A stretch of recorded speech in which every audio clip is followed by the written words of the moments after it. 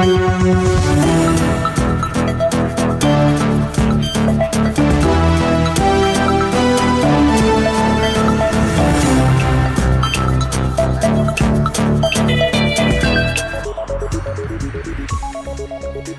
a beautiful Saturday afternoon. I'm glad that you could join us. Thank you so much for always keeping it TV 47.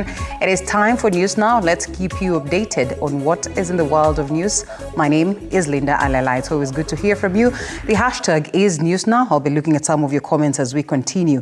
Now, we kickstart right here in Nairobi as President William Ruto has presided over the swearing in of newly appointed military officers in State House, Nairobi this morning. The event saw the new Vice Chairperson of Defence Forces, the new Chief of Defence Forces, that is Major General Charles Muriru, as Kahiriri, who was promoted to the rank of Lieutenant General, take an oath of office. Major General David Kimayo Tarus, who is set to take over as the new commander of the Kenya Army, and Thomas Njoroge Ng'ang'a of the Navy commander, among several others also who took their oaths of office. The president used the ceremony to explain just why he picked retired KDF generals for challenging diplomatic roles in Iran and Pakistan. Ruto has nominated immediate former Vice Chairperson or Vice Chief of Defence Forces, Lieutenant General John Mwangi, and Kenya Army Commander Peter Njiru to be the new envoys to the Tehran, Iran and Islamabad, Pakistan, respectively. Ruto commended their extensive experience, deeming them well-suited for the demanding assignments.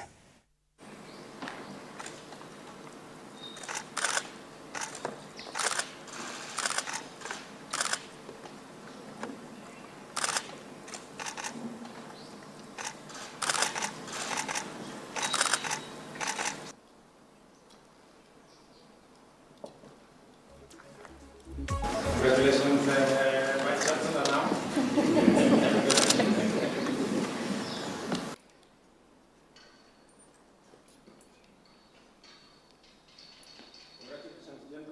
Integrity, and to the best of my ability, respect, uphold, preserve. Now, Education CS Ezekiel Machogu has lauded the Technical and Vocational Education and Training Curriculum Development, Assessment and Certification Council TVET for embarking on a comprehensive review of the TVET curriculum that produces and nurtures competent and adaptable forces or workforce with requisite hands-on skills, competencies and knowledge that meets the fast-changing global labor market demand. Speaking during the release of competence-based curriculum or education and training results, slips and certificates, and the November-December 2023 TVET, that is CDACC assessment series results, Machogu encouraged technical and vocational education and training at TVET institutions nationwide to adopt the dual training program, which combines classroom learning with practical job experience. Mr. Machogu promised that the government would provide sufficient resources to fully implement the CBET system across all TVET colleges. We appreciate you so much for the support that you've given us as TVET SIDAC, and it cannot happen. It could not have happened without the financial support that you've given us as TVET SIDAC. However, sir, we recognize the fact that resources may not be enough, but the demand for more resources has been there. I urge all stakeholders to collectively delve into insightful reflections and strategies on ways to further enhance the development of relevant skills, quality and inclusivity in CBET, and together let us continue to shape the future of our country through TVET and empower our trainees to become the architects of change in our society.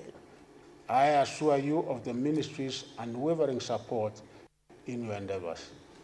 The TVET sector equips our youth with the skills and knowledge needed to thrive in today's rapidly evolving global economy. Now, Olosioni and Lotoyolon women self-help groups from Pokot community in Tepelekwi village, the border of Laikipia and Baringo counties, have embarked on beekeeping with the help of Mukutan Conservancy that has donated over 1,000 beehives alongside offering beekeeping training to hundreds of women who can now produce and sell honey to already available markets, which is in turn reduces the dependency in pastoralism, thus generating income for themselves and their families. Speaking at the beehives plant around the conservancy, Sveva Goldman, the director of the conservancy, stated that they initiated the project following a series of discussions with the communities around ways of giving voice to women in a male-dominated society. The consensus was a strong desire among women for an alternative income-generating activity that did not wholly rely on livestock and would positively impact both farmers and pastoralists. She added that Mukuntan strives to ensure that initiatives like beekeeping not only coexist with, but also respect and celebrate the rich cultural heritage of the surrounding communities. Additionally, they have the opportunity to expand their skills and potentially employ others in their businesses, thereby contributing to an alternative way for economic growth in their community. Tumeinuliwa na Mukutan Conservancy kuwa karibu na sisi, jirani ya karibu, anatutembelea kila wakati na kutupea project ya asali ya nyuki. Tunafurahia sana kama kikundi, tunaendelea kufanya hii maendeleo kwa sababu tumeanza hata kuacha maneno ya kukata makaa, tukaona mambo ya conservation ya kuconserve trees na kuchunga nyuki ni mzuri sana. Tunafurahi kama jamii, kama hao wamama wote wanafurahi kwa sababu wameinuliwa kutoka ground mpaka pale wamefika sasa. Vile tunakuja kutoa asali, tunafaa hiyo mpaka helmet ya kichwa, kila kitu tu ile iko safe tukienda kwa misinga. So tukaona ya kwamba ile unyanyasaji yenye ilikuanga hapo nyuma ilipotea kabisa, kwa sababu sahi tuko na right ya kuja kutoa asali, tunasaidia kuuza.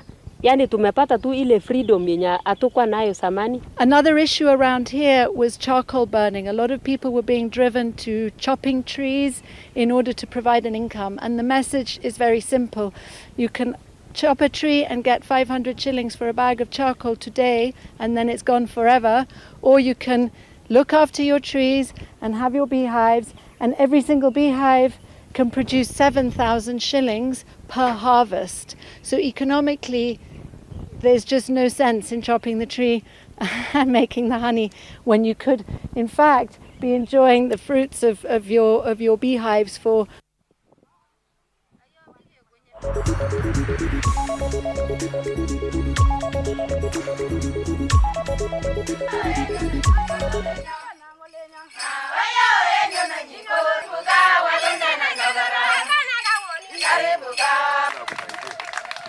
Huyu mama anaitwa lawyer. Wataimbaje? Ama hapa.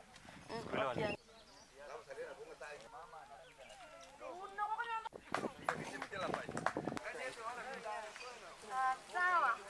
Nashukuru sana.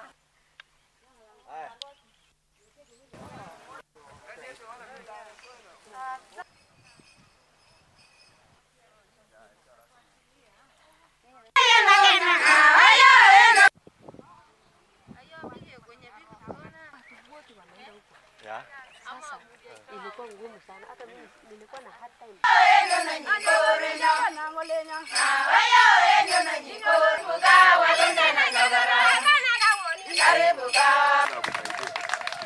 Huyu mama anaitwa lawyer. Wataimbaje? Ama hapa.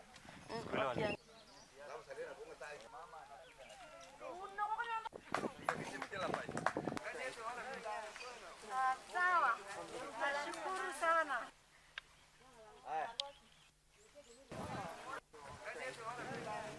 Well, that's such a beautiful initiative. Allow us to take a quick short break and then we come back with more news.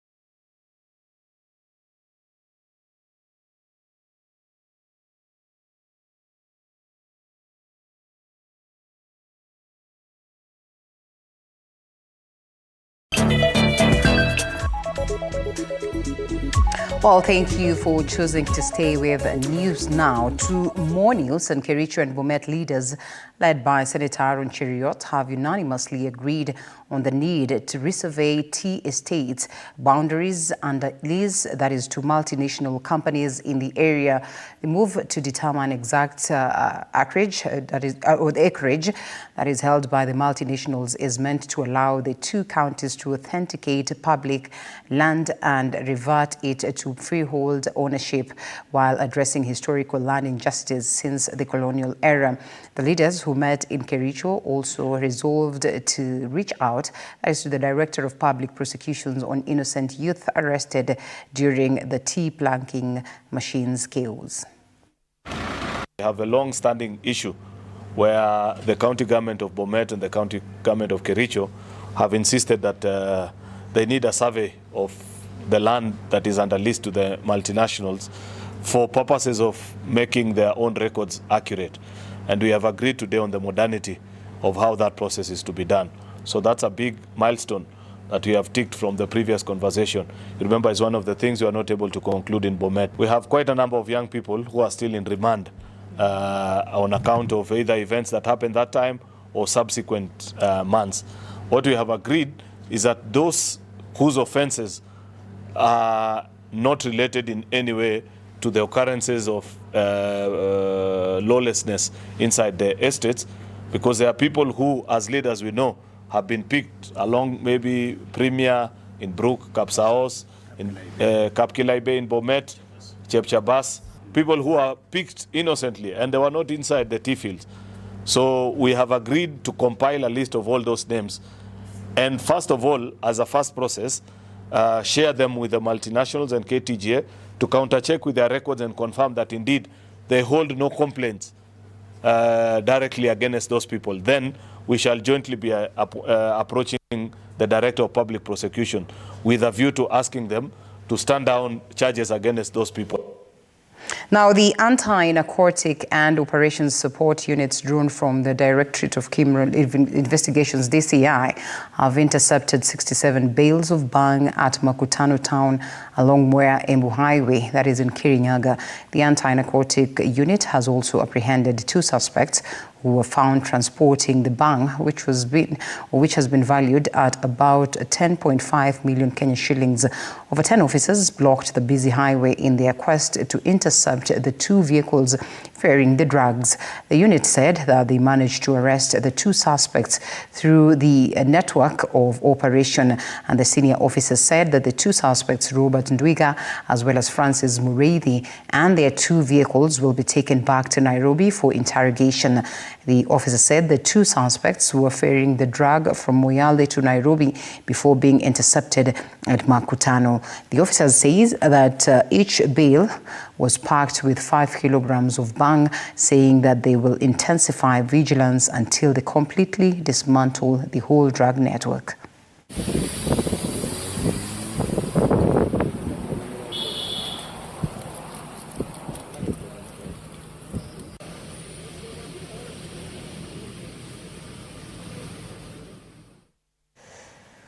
All right, government has gone ahead to condemn the killing of a blogger, and now the spokesperson of government, that is Isaac Mwaura, has said that they are appalled by the now persistent killing of bloggers across the country. Mwaura's sentiments come just hours after authorities confirmed that the body of Paris Mugera, a political commentator and blogger in Tharaka Nithi County, has been found in Kirinyaga County. This coming just months after Meru blogger Daniel Muthiani, commonly known as Sniper, was reported missing, then found dead. Mwaura says the government is committed to protecting the lives of journalists across the country. The government wishes to condemn in the strongest of terms the persistent killings of bloggers. And you've seen the latest one being in Tharaka Nithi County. And we want to say, yes, there may be a pain in the neck to you, but bloggers have a right to blog whatever is it that they think about. Because the media has now been democratized, and bloggers have been used to disseminate very good information and to make people aware. So if you are intolerant to people who have divergent opinions, I think that means you have a very thin skin. And so we strongly want to condemn anyone who thinks that the only way to silence people who have divergent opinions by killing them. The Bible and also the Quran says, do not kill. So it is really an abomination that today, at this time and age, that people are killing one another just because of the fact that they differed on what they think about. And we are all given the opportunity to think. It used to be the mainstream journalists, but now that we have moved to citizen journalism, it is a future. New media is a future. We want to really say that the government will work very closely to ensure that we protect the lives of those who help to reach out to people through an alternative, credible communication channel. Well, of course, may she rest easy, even as the quest of justice is on. In education, PS Belio Kipsang has assured students who are affected by banditry in Kerio Valley that the government has injected measures to curb insecurity and to ensure the reopening of all training institutions in the region. And speaking during his tour at Chibisa Boys, the PS reassured all students enough security from the Ministry of Internal Security and Defense. The PS further urged education stakeholders to embrace the use of technology, which was rolled out by the government in a mission to restore security in the affected areas. Yesterday, the government deployed more general service units, that is GSU officers and armored personnel carriers as part of escalated effort to tame banditry in Baringo County. And this follows an increase in the number of attacks, which have so far claimed about 13 lives and led other 2,000 lives of families out of their homes. I want to assure Kenyans that we shall continue to leverage on technology, both in dispersing our resources, in receiving our school fees, in documenting our enrollments in our schools. So going forward, we shall ensure that we leverage on technology and work with our colleagues at the Ministry of ICT, work with our colleagues in the Ministry of Interior, mainly Immigration and Citizen Services, so that the data and the necessary information for our children are captured. We are already working very closely with our colleagues in the Ministry of Interior and the Ministry of Defense. And Ministry of Defense have already rehabilitated quite a number of our schools in the areas that have been having challenges, mainly schools that were destroyed during the banditry activities that were there. We are very happy that today the military has restored for us most of our schools. And now nominated Senator Tabitha Mutinda has offered scholarship programs to the unpopular Grade E students to better themselves through international computer and driving license in a bid to better their lives. Speaking at the event held at Nairobi, being the ambassador of the program, Mutinda stated that everyone in the society deserves a chance to better their skills as well as proper education for exposure in the job market. I'm happy to have met the E-Graders Association leadership, the chairman, whom he gave me the journey. And I thought in my wisdom, since I am the ambassador of ICDL, through the courtesy of ICDL, the general manager from the top office, then I felt it was wise and prudent to be able to support this young generation who scored E. And I realized that it is not the end of the world even if you score an E. There is no destination that says that since you scored an E, then your doors are locked. It's a grade. And what it needs is that we need to motivate this young generation, because if we let them be, then who is there to uplift them? And that's what we've decided to walk this journey with them by offering them the great scholarships. And it's not going to end there. We are going to support